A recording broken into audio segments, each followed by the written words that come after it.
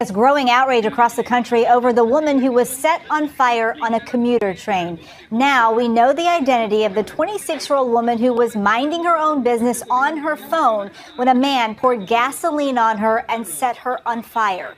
The judge is keeping the suspect in custody because he says he's a threat to society. But as Jim Murray reports, many are asking why he was out on the street at all, considering he has 72 prior arrests. We now know the identity of the woman set on fire during a horrific attack on a commuter train. She's 26-year-old Bethany McGee, a business analyst. Her father is a college professor of biblical studies.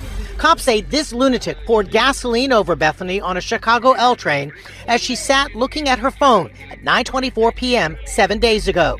Bethany tried to fight off her attacker and fled to the back of the train, but cops say the crazed man followed her with a lit bottle and set her ablaze.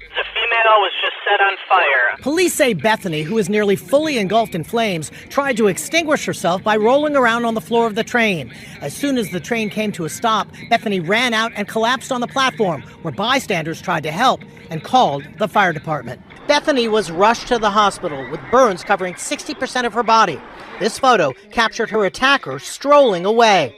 Today, outrage is growing after it was revealed that the suspect, 50-year-old Lawrence Reed, is a career criminal with 72 prior arrests.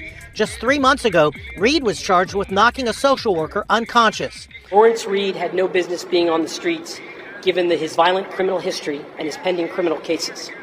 Reed had plenty of second chances by the criminal justice system, and as a result, you have an innocent victim in the hospital fighting for her life. U.S. Secretary of Transportation Sean Duffy released this statement. It is devastating that a career criminal with 72 prior arrests is now accused of attacking Bethany McGee on Chicago's L train and setting her on fire. This would never have happened if this thug had been behind bars.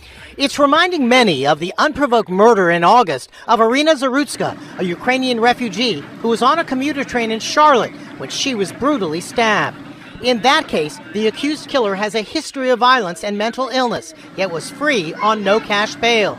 Now, a new outrage. A brutal and vicious attack on a young woman. The suspect is facing federal terrorism charges, which could make him eligible for the death penalty if convicted.